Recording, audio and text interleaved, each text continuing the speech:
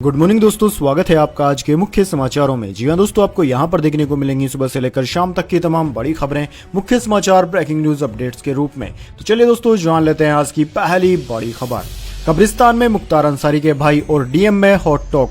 सांसद बोले मिट्टी देने के लिए कोई परमिशन नहीं लेता, अफसर बोली एफआईआर करवाऊंगी। जी हां दोस्तों, बड़ी खबर है। उत्तर प्रदेश के माफिया मुख्तार अंसारी को शनिवार को गाजीपुर के कालीबाग कब्रिस्तान में दफन कर दिया गया। 30,000 लोग मुख्तार के जनाजे में पहुंचे। इस दौरान डीएम आरेका अखोरी ने मुख्तार के बड़े भाई सांसद अफजल अंसारी से परिवार के लोगों को ही कब्रिस्तान में ले जाने को कहा। इसे लेकर अफजल और डीएम की बिश्ती की बहस हो गई। अफजल ने कहा कि मिट्टी देने के लिए दुनिया में कोई परमिशन नहीं लेता है। जवाब में डीएम ने कहा कि धारा 144 तोड़ने वालों पर एफआईआर करवाऊंगी। दोनों के बीच करीब 10 मिनट बहस चली। इसका वीडियो भी सामने आया है। वहीं दोस्तों, आपकी जानकारी के लिए बता दें, मुख्तार अंसारी उत्तर प्रदेश की बांदा जेल में बंद था। 28 मार्च की रात उसे बेहोशी की हालत में रानी दुर्गावती मेडिकल कॉलेज लाया गया था। 9 डॉक्टर्स ने उनका इलाज किया, पर मुख्तार को बचाया नहीं जा सका। वहीं दोस्तों, मुख्तार कई बार कह चुका था कि जेल में उसे मारने की साजिश की जा रही है, उसे जहर दिया जा रहा है। 2.5 घंटे चले पोस्टमार्टम के बाद मुख्तार की मौत की वजह कार्डिक अरेस्ट बताई गई है। इसके बाद दोस्तों, जान लेते हैं अगली खबर। 19 अप्रैल की सुबह से एग्जिट पोल पर लगेगी रोक। 1 जून की शाम तक बंद रहेंगे। उल्लंघन करने पर 2 साल की सजा होगी। जी हां दोस्तों, प्रदेश में लोकसभा चुनाव के लिए पहले चरण का मतदान शुरू होने के 48 घंटे पहले से एग्जिट पोल और चुनाव परिणाम को लेकर किसी भी तरह का प्रकाशन प्रतिबंधित रहेगा। यह प्रतिबंध 1 जून की शाम तक प्रभावी रहेगा। इसका उल्लंघन करने वालों को 2 साल की सजा या जुर्माना दोनों तरह की सजा दी जा सकती है। चुनाव आयोग से जारी किए गए नोटिफिकेशन के बाद मुख्य निर्वाचन पदाधिकारी अनुपम राजन ने बताया कि आदर्श आचार संहिता के दौरान 19 अप्रैल की सुबह 7 बजे से 1 जून की शाम 6:30 बजे तक निर्वाचन के संबंध में किसी भी प्रकार के एग्जिट पोल का प्रदर्शन नहीं होगा। साथ ही प्रिंट या इलेक्ट्रिक मीडिया में इसके परिणाम या प्रकाशन या प्रचार अथवा किसी भी अन्य तरीके से इसका प्रचार प्रसार करने पर पूर्णतः प्रतिबंध रहेगा। इसके बाद दोस्तों, जान लेते हैं अगली खबर। ओडिशा कांग्रेस ने इच्छुक प्रत्याशियों से 50-50 हजार रुपए सहयोग राशि देने को कहा। जी हां दोस्तों, कांग्रेस की ओडिशा इकाई ने राज्य में लोकसभा और विधानसभा चुनाव में पार्टी के टिकट के आकांक्षी लोगों से प्रचार सामग्री की आपूर्ति के लिए 50-50 हजार रुपए जमा कराने को कहा है। ओडिशा प्रदेश कांग्रेस कमेटी के अध्यक्ष शरद पटनायक ने इस संबंध में संभावित उम्मीदवारों को पत्र लिखा है। उन्होंने कहा है कि चेक ओपीसीसी के पक्ष में भेजा जाएगा, न कि किसी व्यक्तिगत नेता के नाम पर। वहीं दोस्तों, पटनायक ने इस बारे में जानकारी नहीं दी कि कितने उम्मीदवारों के नाम को अंतिम रूप दिया जाएगा। सूत्रों ने हालांकि कहा है कि कई उम्मीदवारों ने पहले ही बताई गई राशि के चेक जमा कर दिए हैं। इसके बाद दोस्तों, जान लेते हैं अगली खबर। News click case founder Purkayastha के खिलाफ चार्जशीट दाखिल। दिल्ली पुलिस की स्पेशल सेल 2 बक्से में 8000 पन्नों के डॉक्यूमेंट लेकर पहुंची।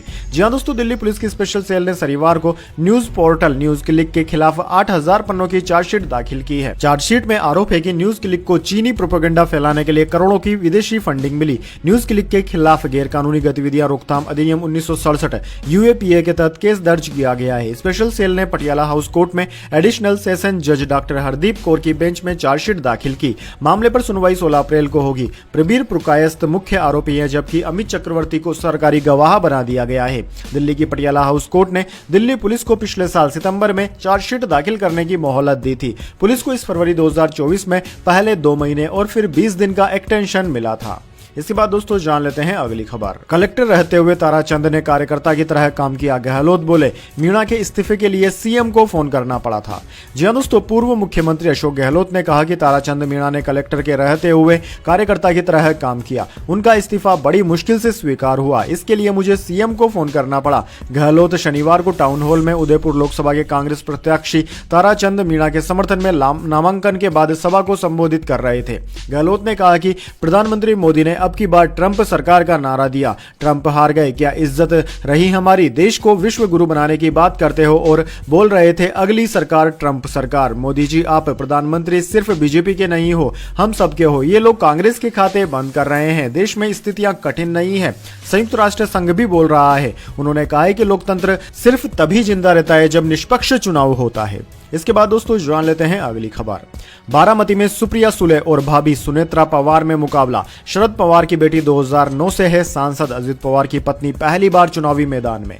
जी हां दोस्तों, महाराष्ट्र के बारामती लोकसभा सीट से शरद पवार की बेटी सुप्रिया सुले के खिलाफ डिप्टी सीएम अजित पवार की पत्नी सुनेत्रा पवार चुनाव लड़ेगी।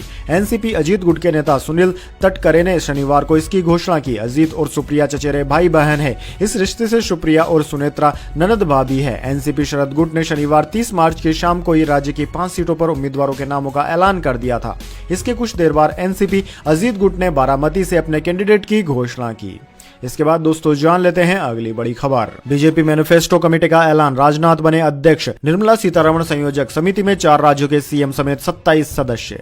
जी हां दोस्तों, भाजपा ने शनिवार को लोकसभा चुनाव 2024 के लिए मैनिफेस्टो कमेटी का ऐलान कर दिया। कमेटी में कुल 27 मेंबर हैं। रक्षा मंत्री राजनाथ सिंह को कमेटी का अध्यक्ष बनाया गया है।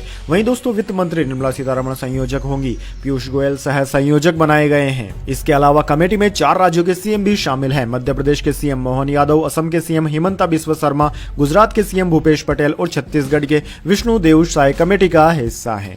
इसके बाद दोस्तों जान लेते हैं अगली खबर। अगले 24 घंटे में दिल्ली एनसीआर में बारिश का अनुमान, इन जगहों पर गिरेंगे ओले। जान लीजिए क्या है मौसम के हाल। जी हां दोस्तों, भारतीय मौसम विज्ञान विभाग ने अगले 24 घंटे में दिल्ली एनसीआर सहित देश के कई हिस्सों में बारिश का अनुमान जताया है। मौसम विभाग के अनुसार उत्तर पश्चिम भारत में 30 और 31 मार्च को हल्की बारिश के साथ बादल गरजने की संभावना है। 30 मार्च को बिहार, झारखंड और छत्तीसगढ़ में छिटपुट हल्की बारिश संभव है।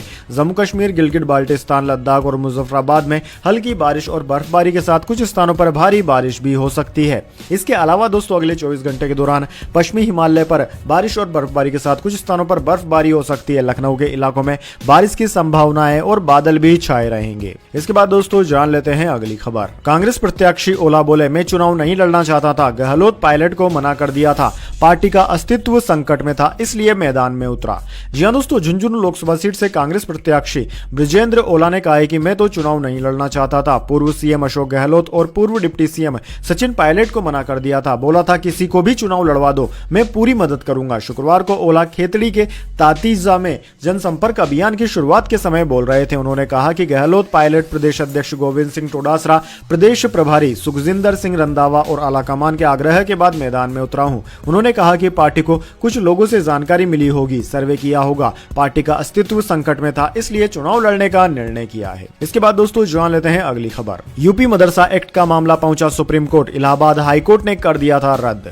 जी हां दोस्तों, आपने बिल्कुल सही सुना। उत्तर प्रदेश मदरसा एक्ट को असंवैधानिक घोषित करने के इलाहाबाद हाईकोर्ट के फैसले के खिलाफ सुप्रीम कोर्ट में याचिका दाखिल की गई है। हाईकोर्ट की लखनऊ बेंच ने 22 मार्च को आदेश दिया था कि सभी मदरसा छात्रों का दाखिला राज्य सरकार सामान्य स्कूलों में करवा दे। इसके खिलाफ अंजुम कादरी नाम के शख्स ने सुप्रीम कोर्ट में याचिका दाखिल की थी। जल्द ही All India Muslim Personal Law Board समेत दूसरे पक्ष भी सुप्रीम कोर्ट पहुंच सकते हैं। अंजुम कादरी और अन्य की ओर से दायर याचिका में हाई कोर्ट के फैसले पर तुरंत रोक लगाने की मांग की गई है। साथ ही कहा गया है कि इस आदेश से मदरसे में पढ़ रहे लाखों छात्रों का भविष्य खराब हो गया है। इसके बाद दोस्तों जान लेते हैं अगली खबर। कांग्रेस बोली BJP washing machine, Modi washing powder. कहा विपक्षी नेताओं पर 51 केस, उनके लीडर्स पर 20, लेकिन कार्यवाही एक में भी नहीं। जी हां दोस्तों, कांग्रेस नेता पवन खेड़ा ने शनिवार को प्रेस कॉन्फ्रेंस की। उनके सामने टेबल पर वॉशिंग मशीन रखी थी, इस पर बीजेपी वॉशिंग मशीन लिखा हुआ था। खेड़ा बोले भाजपा जिन नेताओं पर करोड़ों के घोटाले का आरोप लगाती है, उन्हें पार्टी में शामिल करवाती है और केस वापस ले लेती है। उन्होंने कहा कि भाजपा के पास ऐसी वॉशिंग मशीन है जिसमें 10 साल पुराना केस भी डालो तो आरोपी बेदाग निकलता है। मशीन के साथ साथ ये कमाल मोदी वॉशिंग पाउडर का भी है। खेड़ा ने एक पेपर जारी करके आरोप भी लगाया कि विपक्ष के नेताओं को डराने धमकाने के लिए सीबीआई, ईडी और इनकम टैक्स डिपार्टमेंट जैसी केंद्रीय जांच एजेंसियों का दुरुपयोग किया जा रहा है। हम ऐसी वॉशिंग मशीन न आपको बेच पाएंगे और न आप खरीद पाएंगे, क्योंकि 8,552 करोड़ की मशीन केवल एक ही आदमी रख सकता है, उसका नाम है नरेंद्र मोदी। इसके बाद दोस्तों जान लेते हैं अगली खबर। क्या मंडी की जनता अपना काम करवाने हवाई जहाज से मुंबई जाएगी? कंगना रनौत पर कांग्रेस का तंज। जी हां दोस्तों, देश में लोकसभा चुनाव की घोषणा हो चुकी है। भाजपा, कांग्रेस समेत कई पार्टियां अपने उम्मीदवारों की घोषणा कर चुकी है। जनता को लुभाने के लिए राजनेता एक दूसरे पर आरोप और प्रत्यारोप लगा रहे हैं। इसी बीच दोस्तों फिल्म अभिनेत्री कंगना रनौत हिमाचल प्रदेश के मंडी से भाजपा की प्रत्याशी बनी। ऐसे में कांग्रेस नेताओं का हमला जारी है। हिमाचल के लोक निर्माण मंत्री एवं मंडी लोकसभा प्रभारी ने बीजेपी प्रत्याशी कंगना रनौत पर जोरदार हमला किया है। उन्होंने कहा है कि जब मंडी की जनता त्रासदी में थी तो कंगना कहां थी। जानकारी के मुताबिक मंडी सीट पर कांग्रेस अपने प्रदेश अध्यक्ष प्रतिभा सिंह को उतारने की तैयारी में है। अगर कांग्रेस प्रदेश अध्यक्ष इस सीट पर चुनाव लड़ती है तो कंगना को कड़े मुकाबले का सामना करना पड़ेगा। इसी बीच हिमाचल के मंत्री ने कंगना को अभी से घेरना शुरू कर दिया है। हिमाचल प्रदेश सरकार में लोक निर्माण मंत्री व प्रतिभा सिंह के पुत्र विक्रमादित्य सिंह ने कंगना रनौत पर तंज कसते हुए कहा कि जब मंडी में त्रासदी आई थी, सड़कें खराब हो गई थी, पुल बह गए थे, तब कंगना कहां थी। इसके बाद दोस्तों जान लेते हैं अगली खबर। दिल्ली में अहिंसा रन 31 मार्च को मिलिंद सोमान हरी झंडी दिखाएंगे। 22 से ज्यादा देशों में यह दौड़ एक ही समय में होगी। जी हां दोस्तों, दुनिया के 22 देशों में रविवार 31 मार्च को अहिंसा रन का आयोजन होगा। यह दौड़ IIFL जीतो के तहत हो रही है। भारत में यह 100 शहरों में और विश्व में 22 से ज्यादा देशों में होगी। दिल्ली में जवाहरलाल नेहरू स्टेडियम से अहिंसा रन की शुरुआत होगी। अभिनेता मिलिंद सोमान और अभिनेत्री मंदिरा बेदी मुख्य अतिथि के तौर पर इसे हरी झंडी दिखाएंगे। कई बॉलीवुड कलाकारों ने भी अहिंसा रन का सपोर्ट किया है। इसका मकसद अहिंसा को बढ़ावा देना है। वहीं दोस्तों अहिंसा रन में 1,25,000 प्रतिभागी हिस्सा ले रहे हैं। सभी एक ही समय में एक ही दिन दौड़ेंगे। एक हफ्ते में विश्व भर से अहिंसा रन के लिए सबसे ज्यादा रजिस्ट्रेशन कराया गया है। इसके बाद दोस्तों जान लेते हैं अगली बड़ी खबर। 1 अप्रैल से देश भर में होने जा रहे हैं 6 बड़े बदलाव। आम आदमी पर होगा सीधा असर।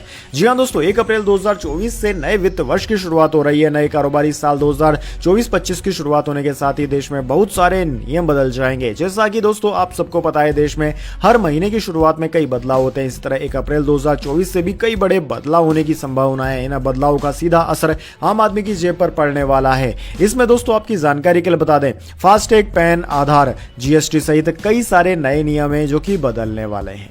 इसके बाद दोस्तों जान लेते हैं अगली बड़ी खबर। लेकिन उससे पहले मेरी आपसे एक छोटी सी रिक्वेस्ट है, अगर दोस्तों आपको अभी तक हमारी न्यूज पसंद आई है तो इसे एक छोटा सा लाइक जरूर दे दीजिए। और अगर आपको पसंद नहीं आई है तो बेशक आप डिसलाइक भी कर सकते हैं, लेकिन दोस्तों लाइक और डिसलाइक जरूर कीजिए, क्योंकि दोस्तों यही हमारी मेहनत का फल होता है और इसी से हमें पता चलता है कि आपको हमारी वीडियोस पसंद आ रही है या नहीं।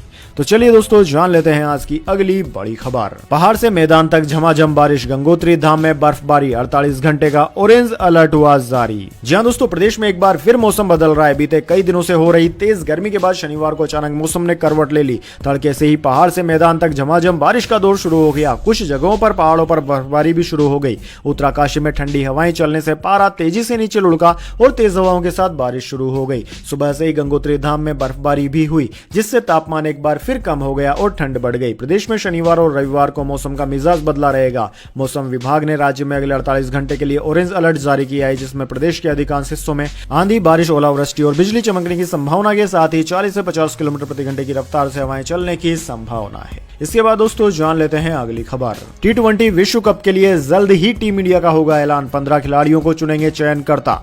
जी हां दोस्तों, भारतीय क्रिकेट टीम के स्टार कप्तान रोहित शर्मा के लिए शायद इस बार का T20 विश्व कप आखिरी ICC टूर्नामेंट हो सकता है। ऐसे में अमेरिका और वेस्ट इंडीज में होने वाले आगामी T20 विश्व कप के लिए चुनी जाने वाली टीम में वह उन खिलाड़ियों को देखना चाहेंगे जो हर कीमत पर भारत के लिए ट्रॉफी जीतने का मद्दा रखते हों। भारत की 15 सदस्यीय टीम के अप्रैल के अंतिम हफ्ते में चुने जाने की संभावना है। इंटरनेशनल क्रिकेट काउंसिल की टीम सौंपने की अंतिम तारीख 1 मई है। भारतीय क्रिकेट कंट्रोल बोर्ड के एक सूत्र ने शनिवार को यह जानकारी दी। टूर्नामेंट में हिस्सा लेने वाली प्रत्येक टीम को 25 मई तक अपनी शुरुआती टीम में खिलाड़ियों को बदलने का मौका मिलेगा। BCCI के एक सीनियर सूत्र ने गोपनीयता की शर्त पर PTI से कहा कि भारतीय टीम का चयन अप्रैल के अंतिम सप्ताह के दौरान किया जाएगा और इस समय तक इंडियन प्रीमियर लीग यानी कि IPL का पहला हिस्सा खत्म हो जाएगा। राष्ट्रीय चयन समिति दावेदारों की फॉर्म और फिटनेस का आकलन करने की स्थिति में होगी। इसके बाद दोस्तों जान लेते हैं अगली खबर। जी ने ITC के 50% एम्प्लॉइज को नौकरी से निकाला। कास्ट कटिंग करने और ऑपरेटिंग मार्जिन के लिए की गई छिटनी। जी हां दोस्तों, जी एंटरटेनमेंट ने बेंगलुरु स्थित अपने technology and innovation centre ITC के 50% एम्प्लॉइज को नौकरी से निकाल दिया है। कंपनी ने यह छिटनी कॉस्ट कटिंग यानी कि लागत में कटौती और अपने ऑपरेटिंग मार्जिन को बढ़ाने के लिए की है। जी ने शुक्रवार को स्टॉक एक्सचेंज फाइलिंग में इसके बारे में जानकारी दी। कंपनी का कहना है कि जी एंटरटेनमेंट के बोर्ड से मिली गाइडेंस के बाद ITC को रीस्ट्रक्चर किया गया है। जी बोर्ड ने हाल ही में मैनेजमेंट टीम से वित्त वर्ष 2025 के लिए ITC के खर्च को 600 करोड़ से 50% कम करने को कहा था। इसके बाद दोस्तों जान लेते हैं अगली खबर। पशुपति पारस ने लगाया इंडिया में जाने की अटकलों पर ब्रेक। प्रधानमंत्री मोदी संग तस्वीर पोस्ट कर बताया आगे का प्लान। जी हां दोस्तों, बिहार में एनडीए की सीट शेयरिंग में RLJP प्रमुख पशुपति पारस के हाथ खाली रहे थे। इन्हें गठबंधन में एक भी सीट नहीं मिली थी। इसके बाद अटकलों का बाजार गर्म हो गया था। कहा जा रहा था कि पशुपति पारस अब बागी तेवर दिखा सकते हैं और वह इंडिया ब्लॉक में जा सकते हैं, लेकिन अब पशुपति पारस ने साफ कर दिया है कि वह एनडीए के साथ ही रहेंगे। उन्होंने सोशल मीडिया प्लेटफॉर्म X पर पोस्ट शेयर करते हुए लिखा कि हमारी पार्टी रालोसपा एनडीए का अभिन्न अंग है। प्रधानमंत्री मोदी हमारे भी नेता हैं और उनका निर्णय हमारे लिए सर्वोपरि है।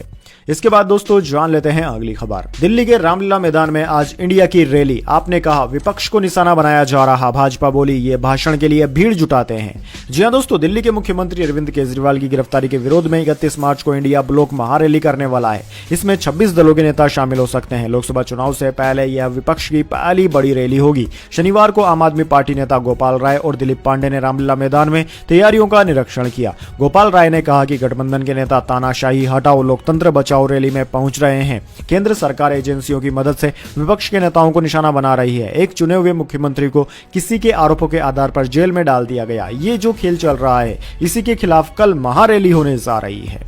इसके बाद दोस्तों जान लेते हैं अगली खबर। नरसिम्हा राव समेत 4 शख्सियतों को भारत रत्न दिया जाएगा। चारों को मरणोपरांत यह सम्मान मिला। लाल कृष्ण आडवाणी को 31 मार्च को दिया जाएगा। जी हां दोस्तों, राष्ट्रपति द्रौपदी मुर्मू ने शनिवार को 4 शख्सियतों को मरणोपरांत देश के सर्वोच्च नागरिक सम्मान भारत रत्न से सम्मानित किया। इनमें पूर्व प्रधानमंत्री चौधरी चरण सिंह, पूर्व प्रधानमंत्री PV नरसिम्हा राव, बिहार के पूर्व मुख्यमंत्री कर्पूरी ठाकुर और कृषि वैज्ञानिक डॉक्टर MS स्वामीनाथन शामिल है। भाजपा के वरिष्ठ नेता लालकृष्ण आडवाणी को 31 मार्च को भारत रत्न दिया जाएगा। न्यूज एजेंसी NI ने बताया कि राष्ट्रपति द्रौपदी मुर्मू रविवार को आडवाणी के घर जाकर उन्हें सम्मानित करेगी। तबीयत खराब होने के कारण आज वे नहीं आ सके। आडवाणी के घर पर प्रधानमंत्री मोदी, गृह मंत्री शाह और भाजपा अध्यक्ष JP नड्डा मौजूद रहेंगे। इसके बाद दोस्तों जान लेते हैं अगली खबर। पोप फ्रांसिस ने 12 महिला कैदियों के पैर धोए और चूमे। व्हील चेयर पर बैठकर ईस्टर से पहले की रस्म अदायगी। सांस की बीमारी से परेशान थे, अब स्वस्थ। जी हां दोस्तों, कैथोलिक ईसाइयों के सर्वोच्च धर्मगुरु पोप फ्रांसिस ने ईस्टर से पहले रोम की जेल में बंद 12 महिला कैदियों के पैर धोए और चूमे। पोप ने व्हील चेयर पर बैठे बैठे इस रस्म को पूरा किया। दरअसल 31 मार्च को ईस्टर है। इससे पहले पवित्र बृहस्पतिवार के दिन लोगों के पैर धोकर उन्हें चूमकर पोप फ्रांसिस या इस पद पर बैठा कैथोलिक धर्मगुरु ये जताते हैं कि वो अपने समुदाय के लोगों की सेवा करने के लिए समर्पित हैं।